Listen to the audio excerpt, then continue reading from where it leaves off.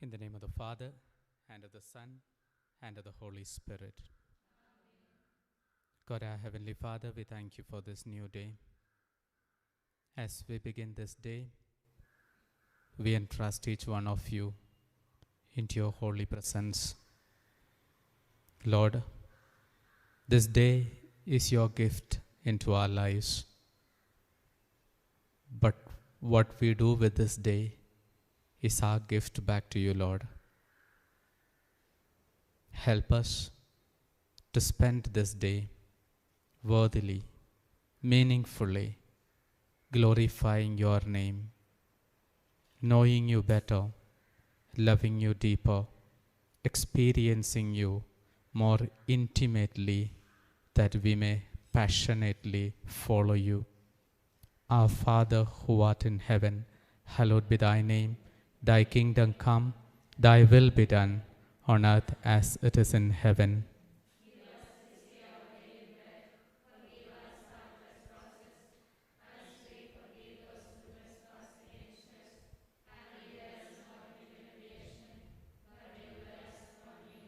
Hail Mary, full of grace, the Lord is with you.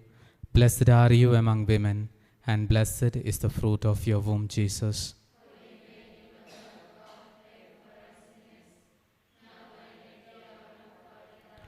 Glory be to the Father, and to the Son, and to the Holy Spirit.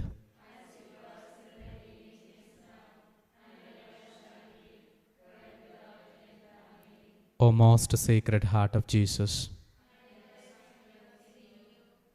O most sacred heart of Jesus. O most sacred heart of Jesus. Saint Joseph, Mother Mary, Saint Augustine. Good morning. I thought of listening to a song to begin with. This is a song in Malayalam, but then I will explain to you those who don't understand what it is, because it's very much connected to what we speak also. I don't know if the audio will be clear. No.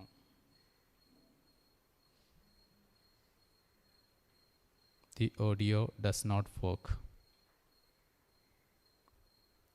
Okay, maybe in the afternoon sessions.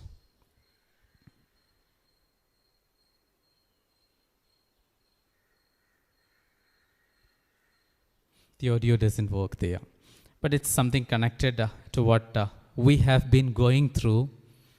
A song written by Sadhu Kochugunj Upadeshi. And the song is, you may know, Dukhathinte Panapatra. How many of you know singing this song? Can we sing first few lines of this? Yeah. Thinte Panapatram Kartavente Nuyil Tannal Santoshathodadu Vangi Hallelujah പാടിടും ഞാൻ ദോഷമായിട്ടൊന്നും എന്നോടെൻ്റെ താതൻ ചെയ്യുകയില്ല എന്നെ അവനടിച്ചാലും അവനെന്നെ സ്നേഹിക്കുന്നു ദുഃഖത്തിൻ്റെ പാനപാത്രം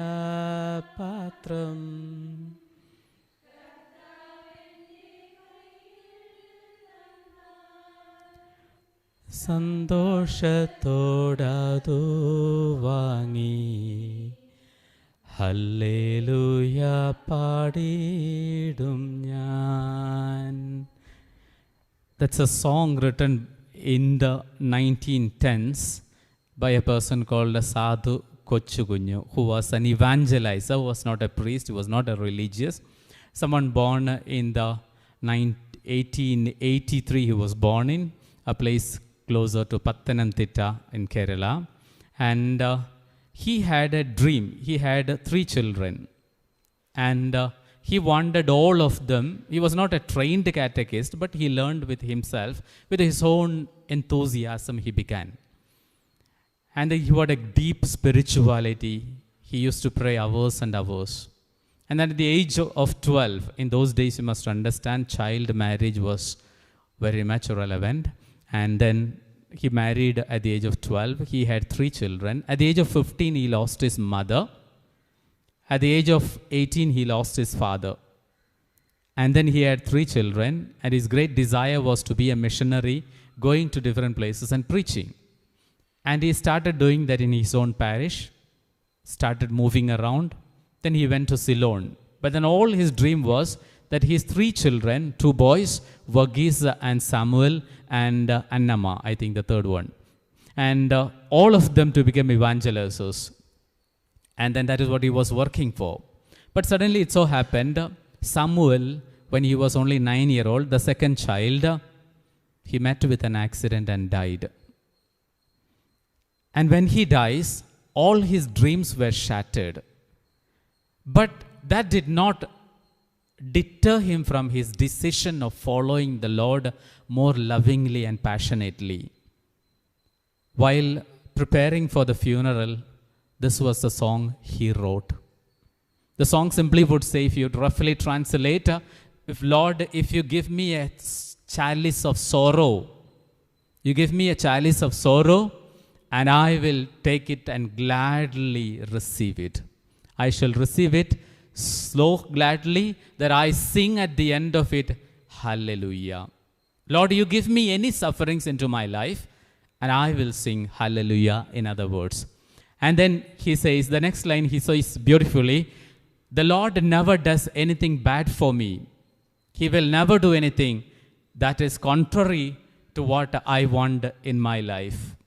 Even if he hits me down, pushes me down, but he loves me much more and deeper than this. The next line is all the more interesting. He says, even if it is any troubles that come into my life, I will consider very fortunate.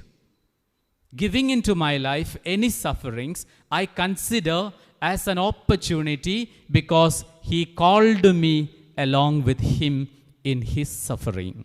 So there are 12 stanzas. Later, those of you who are interested, read through this. Why I said this is, these are experiences. God experiences. On the first day I was telling you, God is experienced at every moment of our life, particularly in times of struggles, in times of adversities, in times of difficulties, you recognize the presence of God. Now, yesterday we went through a similar situation of seeing the demise of one of your companions or an early beginner. So how will that also, I would always, believe, and I love to believe this, without God's knowledge, nothing happens in our life. If something God permits during our retreat, that was also meant for us to become an experience and translate it into a God experience. As someone was telling, she was a formator. And what came to my mind was, rightly she was a formator even on her death. During this retreat, that must help me to form and deepen my faith. A realization that God embraces you from the very beginning at your baptism, and that embrace continues until his second coming. And all what we do in between is a preparation for that. And when we fail understanding that, we miss the train. So what I wanted to say is, all what we have been talking about is God experience, or God becoming an experience for all of us. So we continue from where we stopped.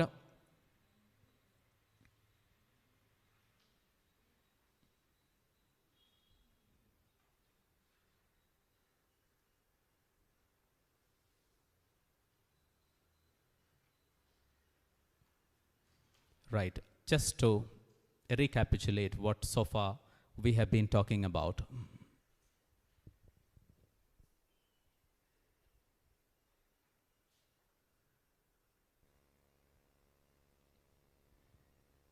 We were talking about This is just for the last 2 days. In between, since we had a break, I just wanted to say all what we had said so far, how to begin a retreat.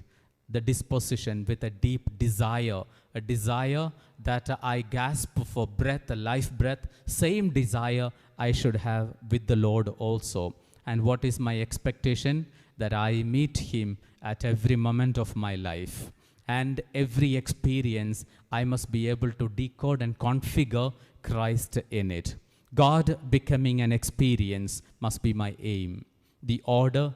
In order that we give what we experience. St. Paul so beautifully speak about entire of his life. Now we saw few of the letters of St. John, St. Peter we saw. Now they were testifying of what something that they experienced, never what they learned, never what they studied. St. Paul, we know, studied under Gamaliel. It is not about that he speaks about. He does not speak about what he studied, what he read. They all spoke about what they have been experiencing over these years with the Lord. And this is what St. James, John, when he says, he would say, I'm talking about something that I saw, that I heard, that I experienced, that I felt with my own hands. Peter would say this later on in his second letter. He would say, I'm talking about something that I, along with John and James, saw in Mount Tabor when Jesus transfigured himself. We were witnesses to it. We saw it. Similarly, tomorrow if I and you have to proclaim, to be an evangelizer in whatever field we are, we need to have this experience, God becoming an experience, so that this experience is shared with the other.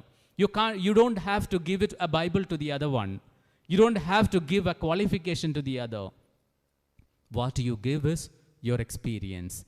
And will it not be futile that over these years, we do not have experience to give it to the others? That's where we begin. That's where we begin. And where do we begin? We begin at the table. We begin at every moment of our life. If I can't share with my companions my God experience, where will I share this? That's my first field. And that's where I begin. So, and then few suggestions we said, keeping silence in order to know and recall the Lord and His voice inside of us. Remember the story of the speaker. The desire for God and generosity and courage, we said. We reflected also Matthew chapter 13, 44 to 46.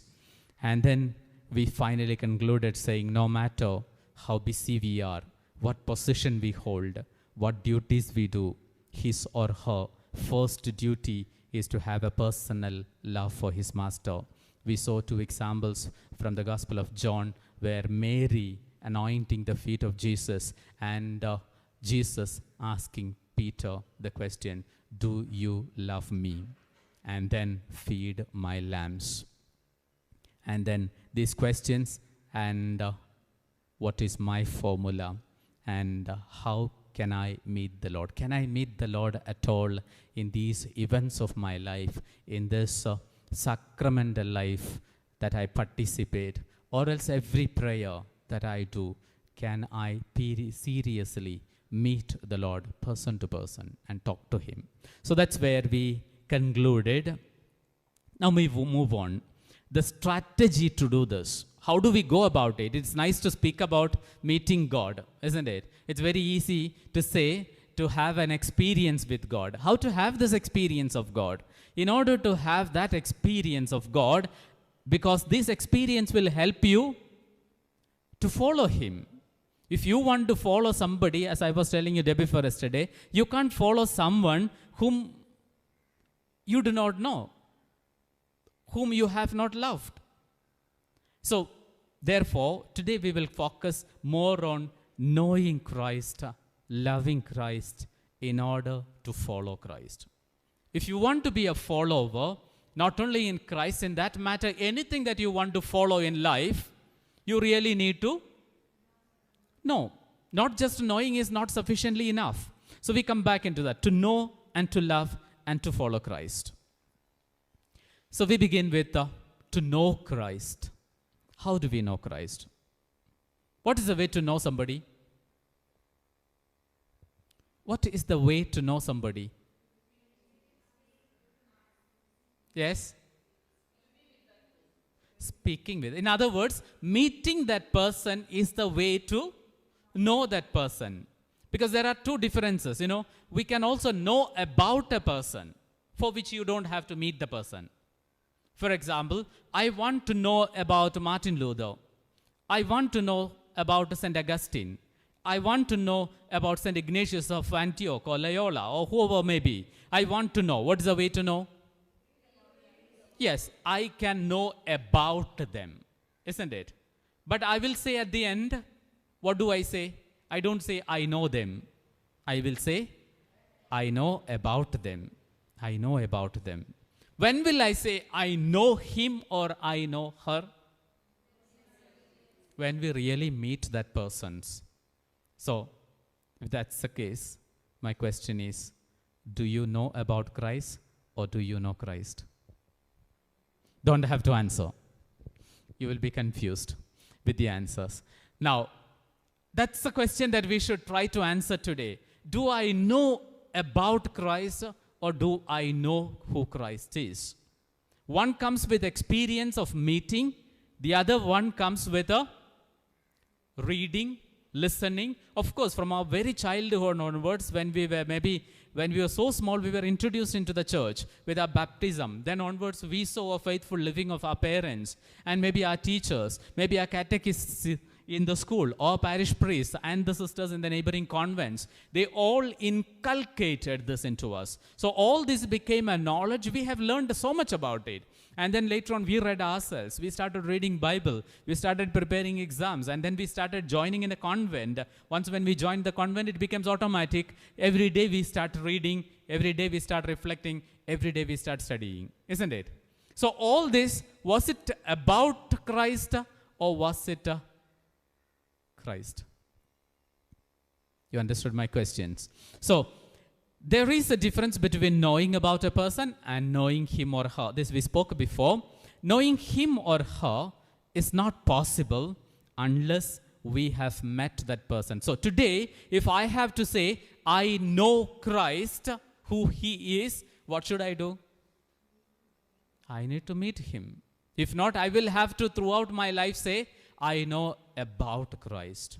It's same with one another. For example, you don't say, for example, I say, I know about your father. You won't say, I know about my father. You will say, I know him because he is my father. I know my mother.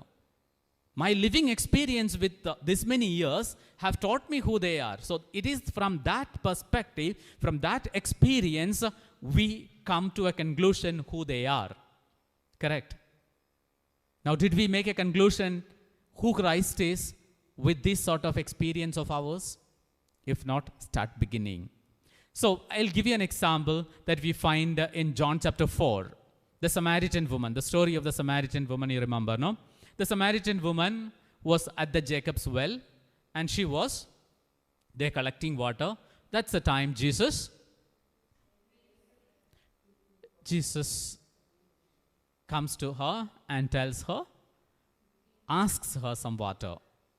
And then she says, how can I give you water? I can't give you water. And then he says, if you knew who I was, you would have asked me water. I would have given you a water that would give you an everlasting life.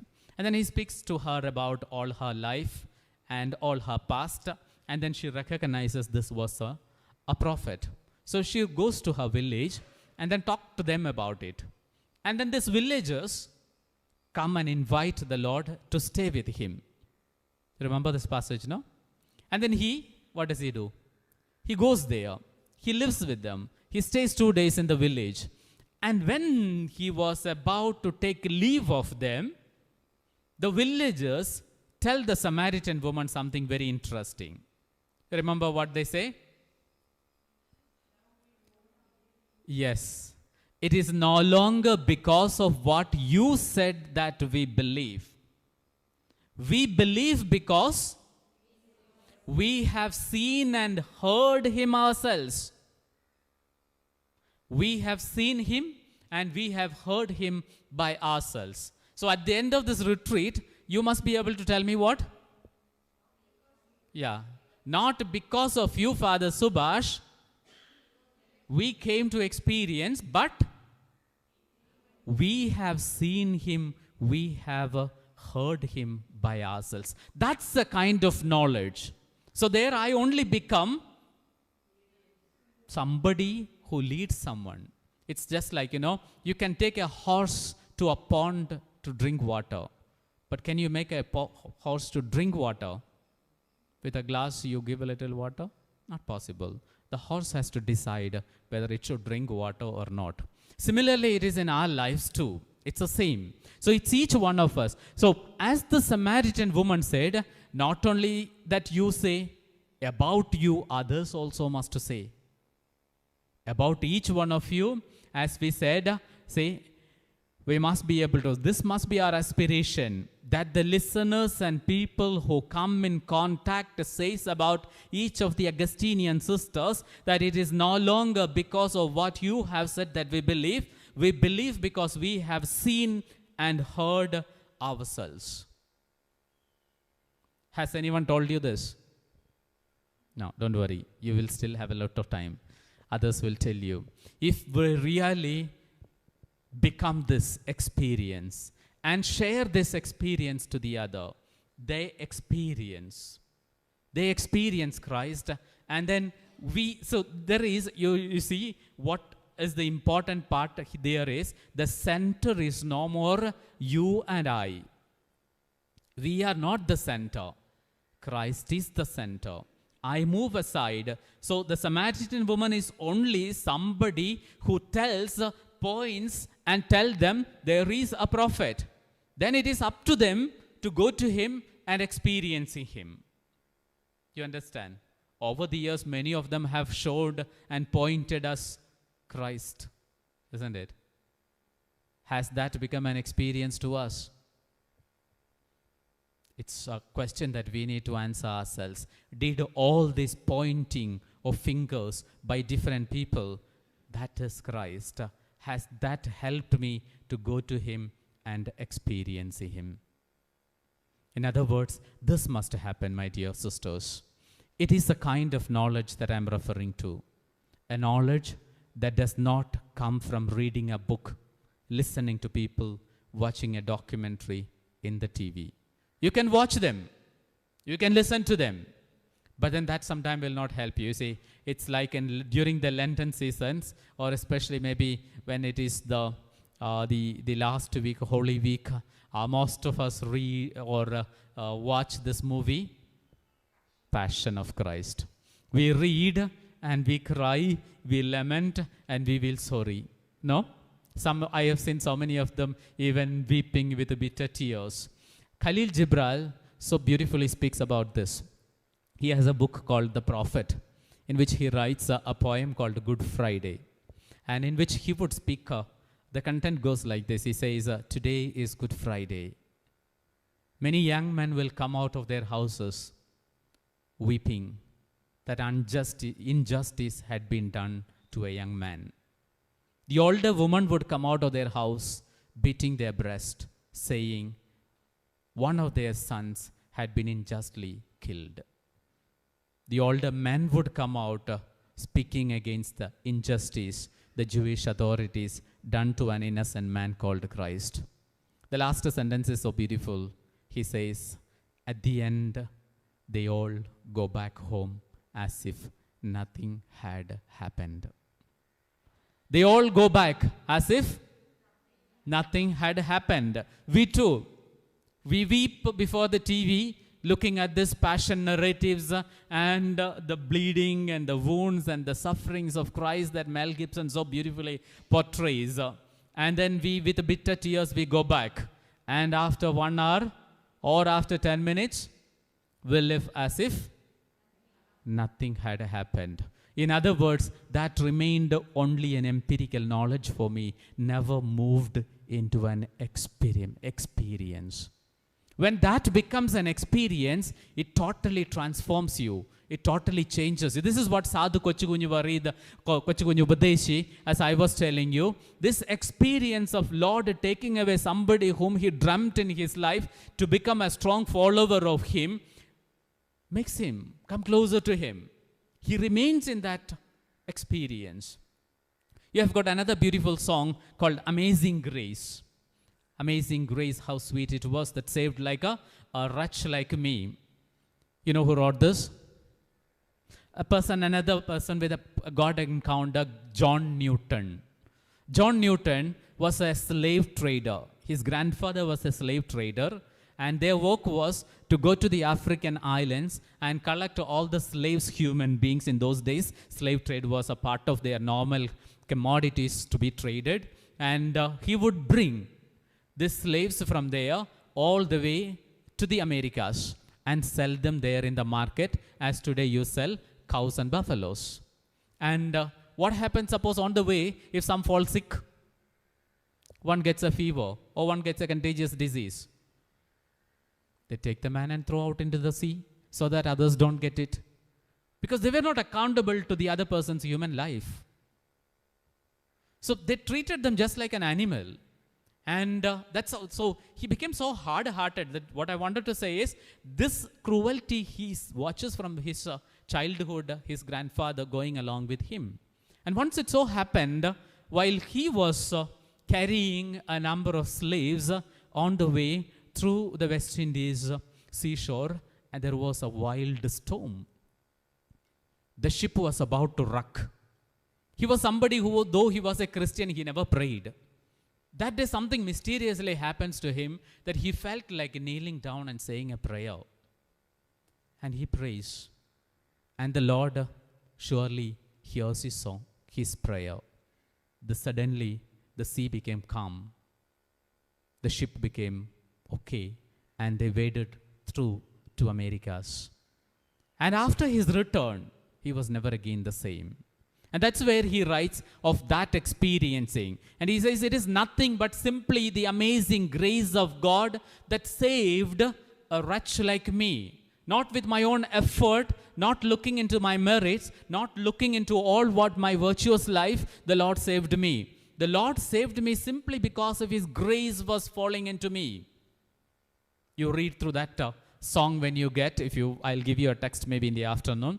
It's so beautiful, so moving. And that is why on the second day I was telling you, put down your own God experience. Write them down. And see, that is what speaks your relation with God. All of us know to read and write, isn't it? Why did we learn to read and write? Because our parents told us to learn. No?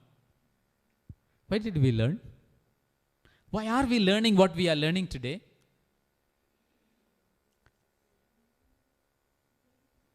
There is a beautiful book called Start With Why, written by Simon Sinek. It's a contemporary book. It's available in the market. And in which he would ask this question. His simple question was this: why do you do what you do? As St. Ignatius of Loyola would say, ad majorem Dei gloriam, everything for the greater glory of God. Did anybody say this? You see, I learned to read and write to glorify the Lord. No, we learn to read and write, to read the Bible, to learn the prayers by heart. But what's the purpose of this? That at the end of this, with all this total being of myself, I'm able to praise God. I'm able to thank God. I'm able to read my Bible. I'm able to share my experience with the others. That must be the fundamental idea behind all our learning. That's why I said all our learning can be simply futile. I can have done 2 doctorates and 3 doctorates in Christology, but yet I will never know who Christ is. I can do a doctorate in missiology, but yet I may not know what mission is. I can do a study on pneumatology and at the end without knowing who Holy Spirit is. Isn't it so sad that we spend so much of our time, so much of our energy, and at the end, they all do not help me to know who Christ is? So, this is what I'm talking about, my dear sisters. Trying in everything that you do to know Christ. Okay, to know Christ, you don't have to go to Christ University's library and start reading. You don't have to, Dharmaram College has got a beautiful library. You don't have to go there and read them to know who Christ is. It's enough. The way you are, as St. Francis de Sales say, bloom where you are planted gracefully, and thereby you know Christ. I always ask people, this question. You also have a beautiful garden here, right? And you go to any religious houses in Bangalore, not only Bangalore, all over the world you go, you find beautiful gardens around their houses, isn't it? Why do we have this garden? Such a luxury. Is it not a luxury sometime? No? Sister said not luxury because she has some purpose. Now let them answer. Let me explain why I said it can be a luxury. When around 40 to 45,000 families in Bangalore do not have water into their houses, they stand in the queue in the water kiosk and collect water for 5 rupees and 10 rupees.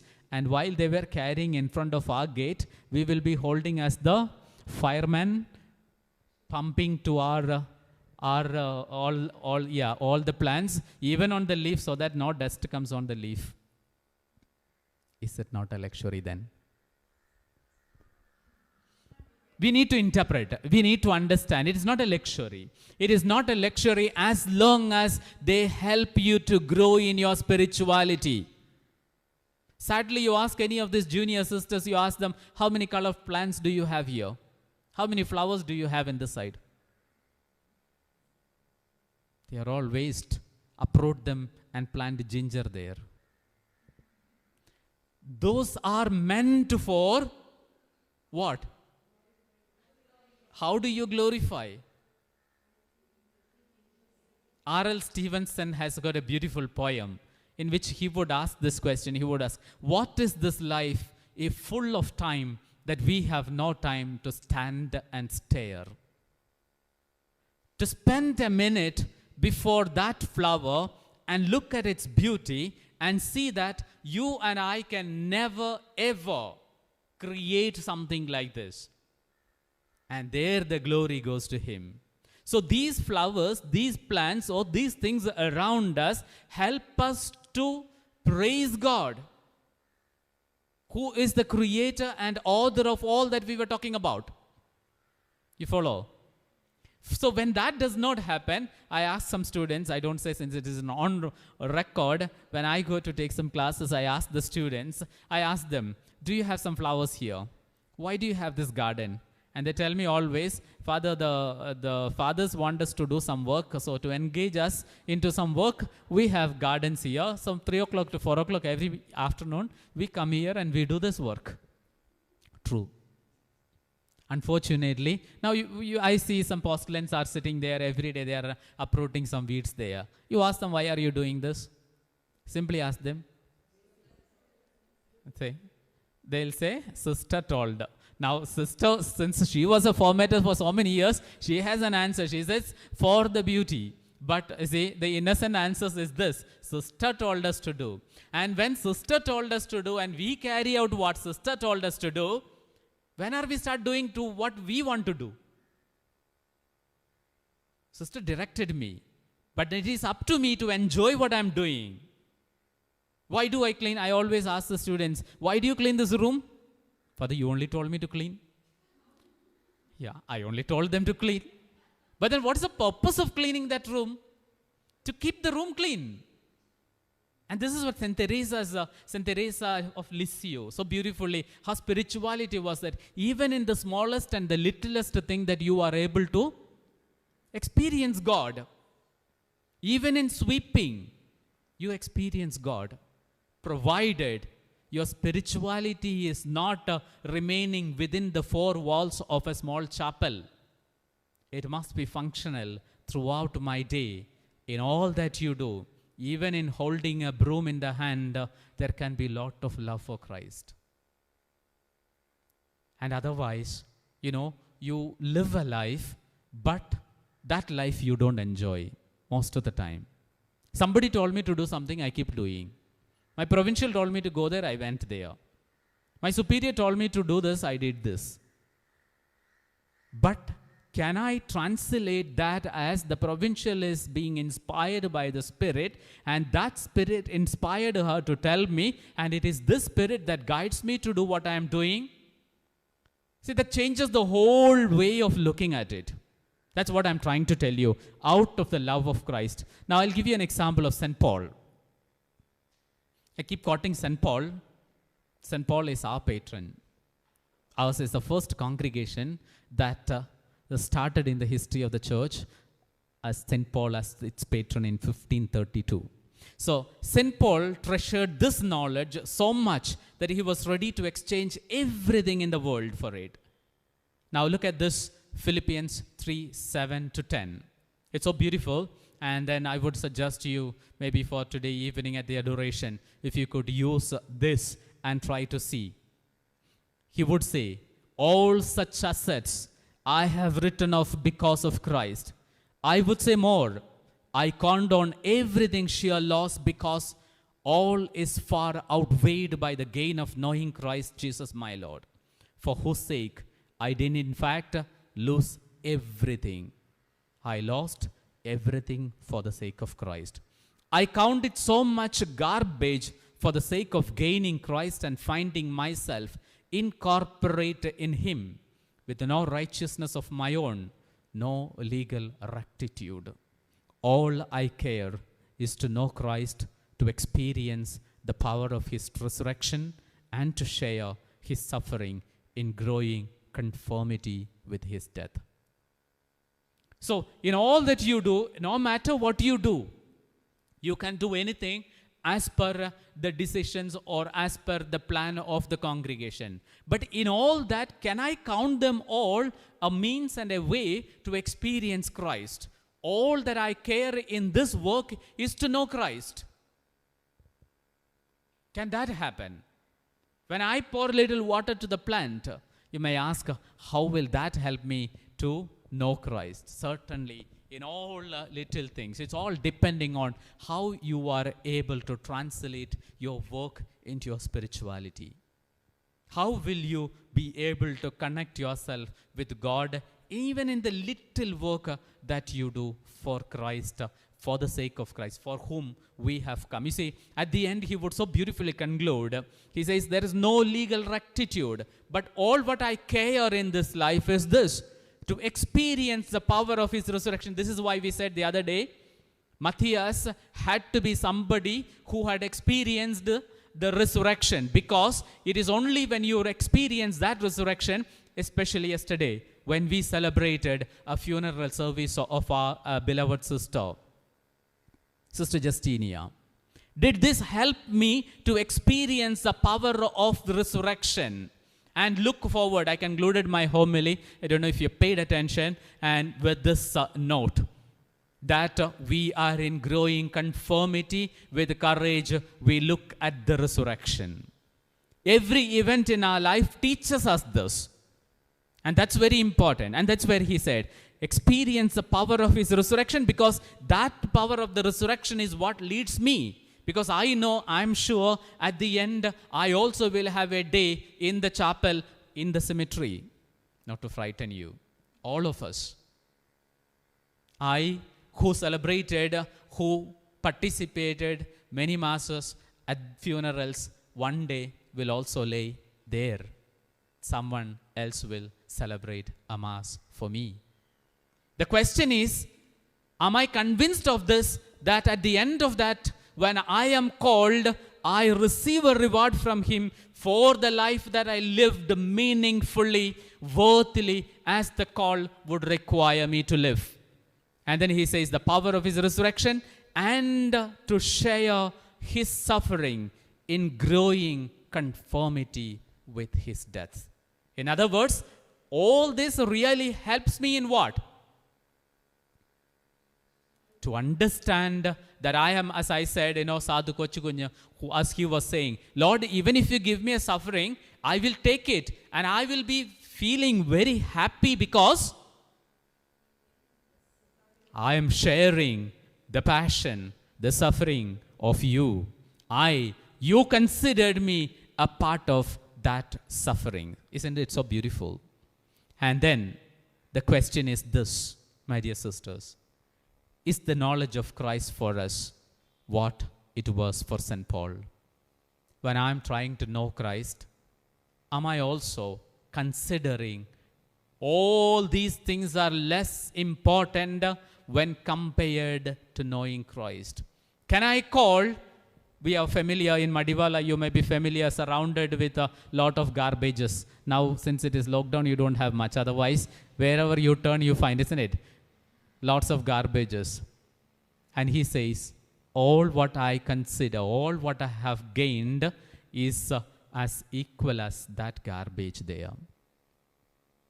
What do we do with garbages?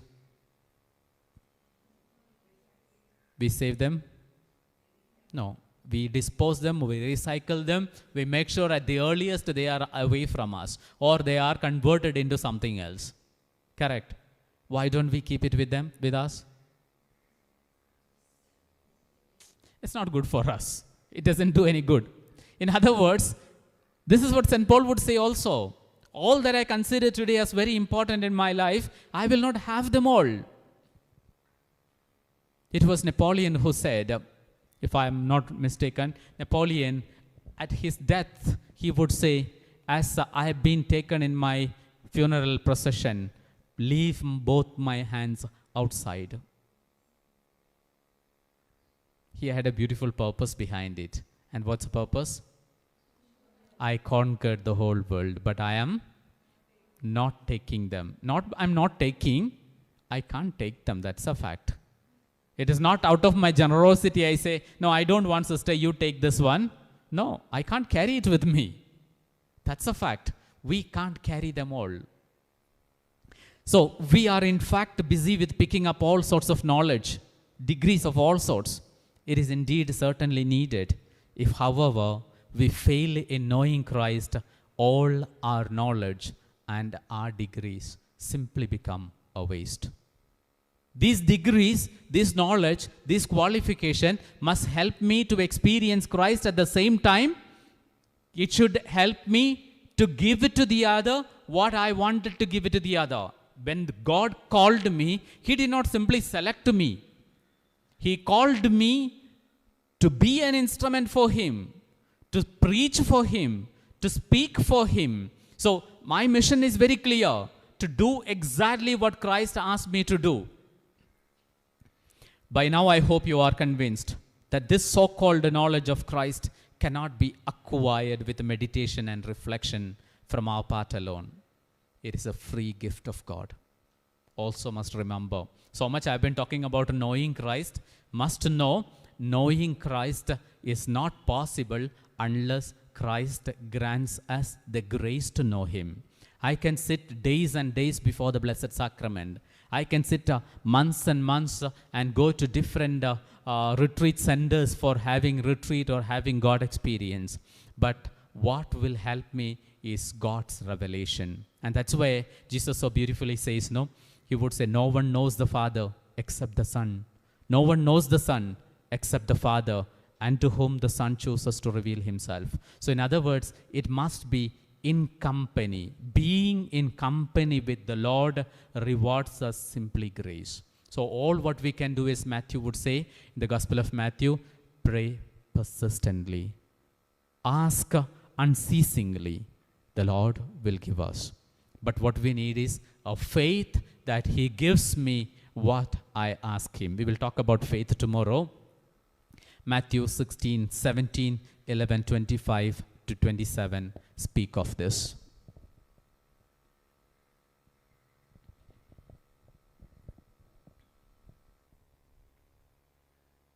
Now, after having said this, we also need at the same time to look, how did the disciples come to know the Lord? They also came to know Lord gradually. Not suddenly, no. Today, just because, as I said, inspired by that, if you sit morning till evening, you will not know. See, this is why, you see, as you grow in your religious life, your spirituality becomes more maturing. The reason is that the more you grow closer, you understand, the more you need to go closer. It is not the sin, the righteous who needs or who feels the need of Christ. It is the sinner, isn't it? And what makes you to know you are a sinner?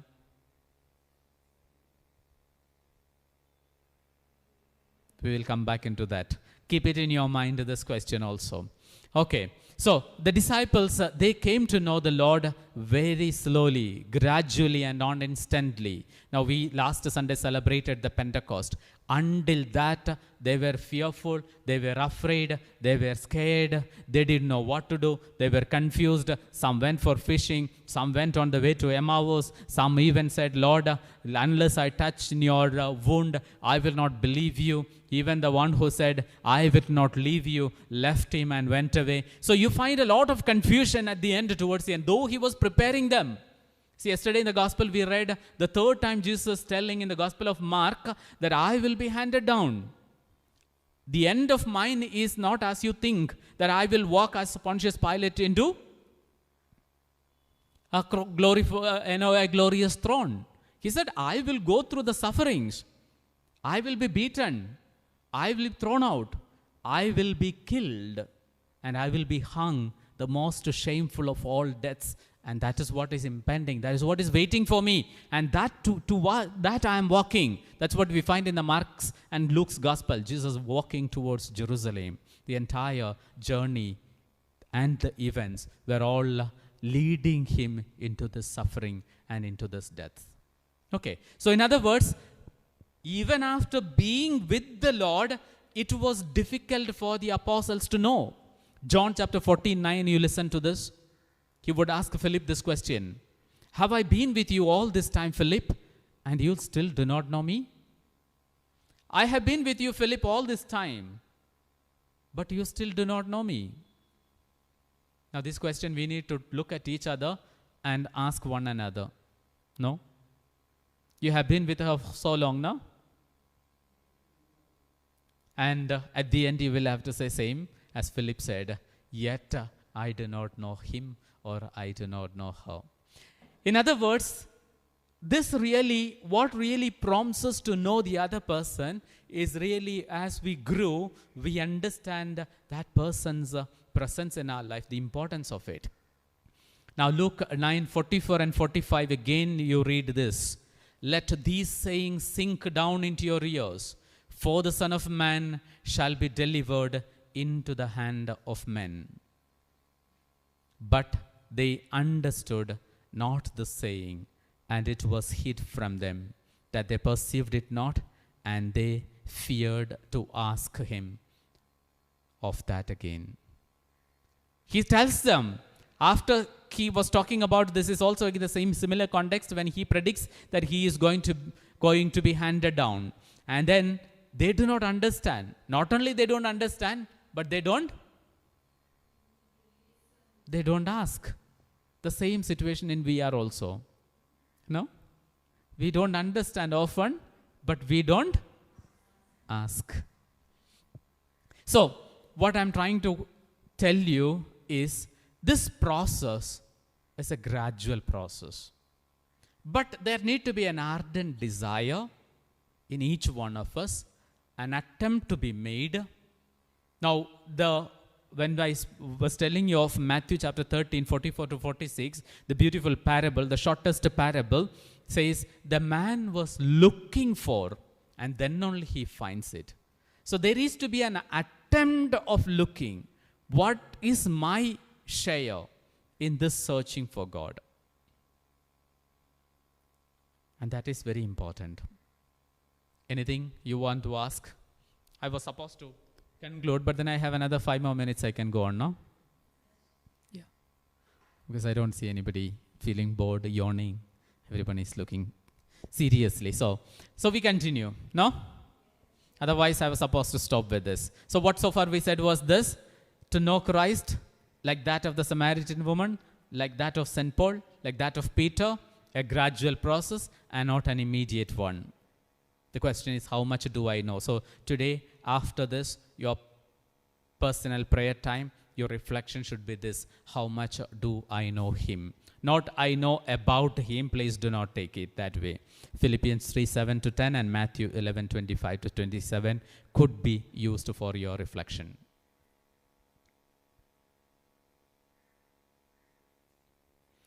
So we move on. To know Christ, we said. Now it's also important to know Christ, you need to simply love Christ. It is anybody, it is that way. If you want to love somebody, you need what? Do you blindly love somebody? That's why the word is coined, blind love. What is blind love? A love without knowing is developed, isn't it?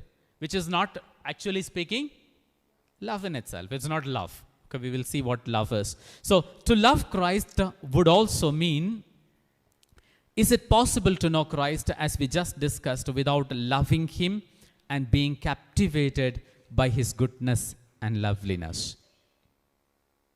Is it possible to know Christ, as we said, without loving him? They are interconnected. In other words, you can't love somebody whom you don't know. You understand? Similarly, you will not know someone whom you don't love. If you don't love somebody, you will not try to know him. The more you try to know the person, the more you fall in love with that person. In that matter, it can be anybody in our life. The people whom we love so much. Now, for example, whom do you love so much in your life? I wish it is so. So, Jesus, perfectly, it's supposed to be Jesus. But without meeting him, remember, you can't love him. It is only an emotion. It is only a feeling. It has to be a concrete expression of my emotions. So, for example, if we say, I love my father or I love my mother. Okay, though remember, as the Lord said, if you love your father and mother more than me, you are not worthy of me. So how many of us are worthy of him, we will know at the end. Don't answer loudly.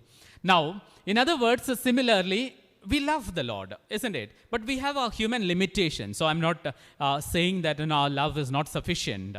The fact that you have left everything and followed him and seriously engage yourself in the ministry of the church, in the ministry in the vineyard of the Lord, is simply an example of the love that you have. But problem sometimes is we don't sufficiently reflect on this. We do it not as we enjoy doing it, because we don't enjoy it because we don't realize what we do sometimes. And we don't receive that authority for doing this. We simply say, I did it because sister told me to do. I did it because congregation told me to do it. I did it because the provincial told me or the bishop told me. Not so. I did it because Christ told me to do it. It is he who gave me this commission. Nobody else. You remember when as St. Paul so beautifully speaks about. So the question is, can I love somebody without knowing a person? It's impossible. You can't love, isn't it? Can I know somebody without loving? No. Both are interconnected, isn't it? If this both does not happen, what's the ultimate end? You can't follow. You won't follow. Right? Now, for example, now I tell this always, I come, you do not know me. First time, maybe a few sisters who knew me, they know. Now, many of you may not know who I am, isn't it? I come and ring the bell. You open the door. Okay. And I just, without telling anything, I say, come follow me, and I walk. Will you follow me? You will not follow me. Why? Exactly. You don't know. Now you know me, isn't it? 3 days I am here. You know me now. Okay. Again I come and knock the door. And you open the door and I say, come sister, follow me. Will you follow? Careful, sister.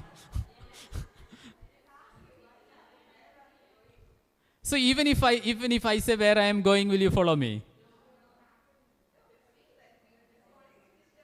Okay, if I'm calling you till the gate or something, no, I'm calling, follow me is a life journey.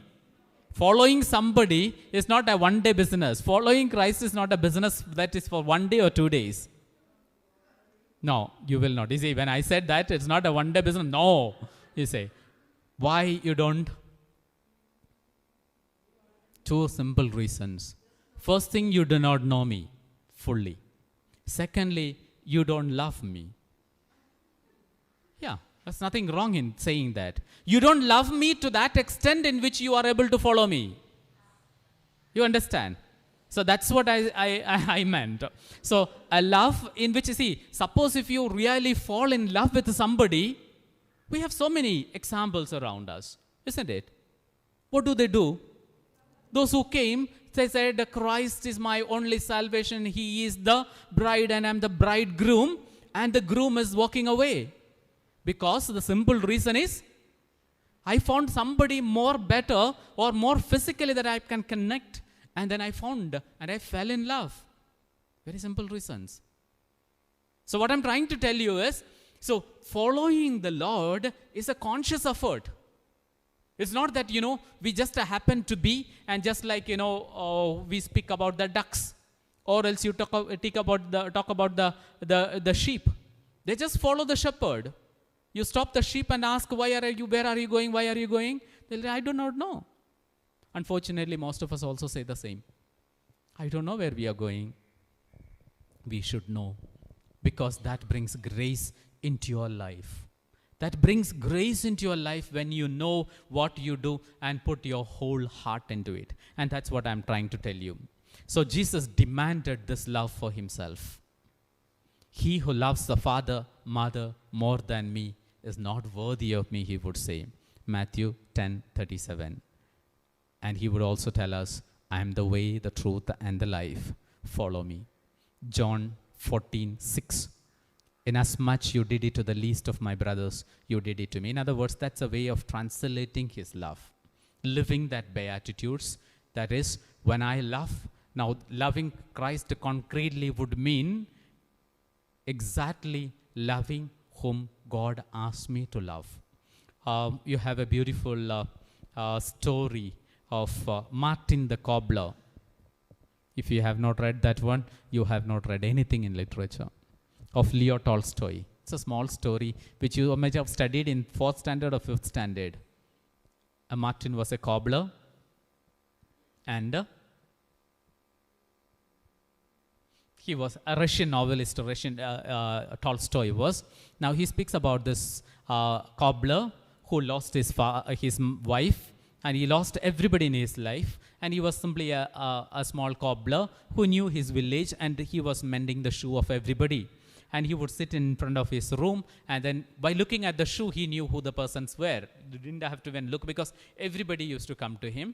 But then he developed, as he had only one his own son, and after some time when this child was 10-year-old, the Lord took him also.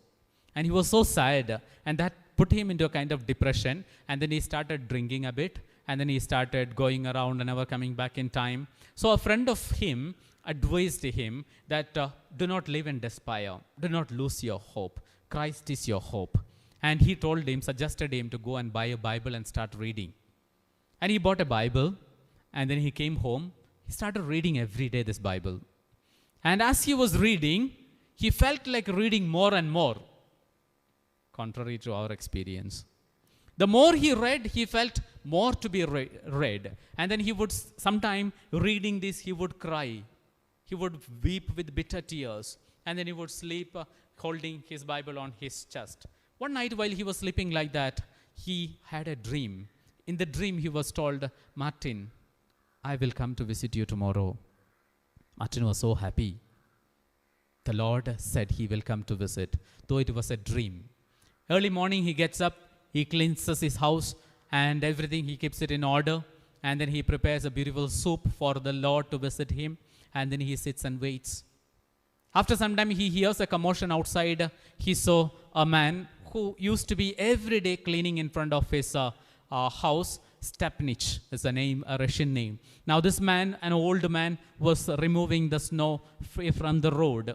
And then he saw him for a minute and he said, every day I'm seeing him. Today he felt somewhat moved by compassion. He called Stepnich, come in, it's very cold outside. Have a cup of soup. He gave him a cup of soup. He takes the soup and then he happily says some, they interchange greetings, pleasantries, and he goes. And then he still continues his wait. And after some time, he finds a woman and a small baby walking, standing in the cold, did not have sufficient clothes. He called them inside. And she speaks to him, saying that she is going to ask for pension for her husband who was in the military, who is no more. So she does not know what to do. He listens to her. He also serves her, treats her well. And then finally he takes out his boys, his sons, all the old clothes and gives to this child and warms them up and sends them. And afterwards, sometime again he continues his wait. A third time he hears another commotion. There he finds an old lady holding on to a small boy.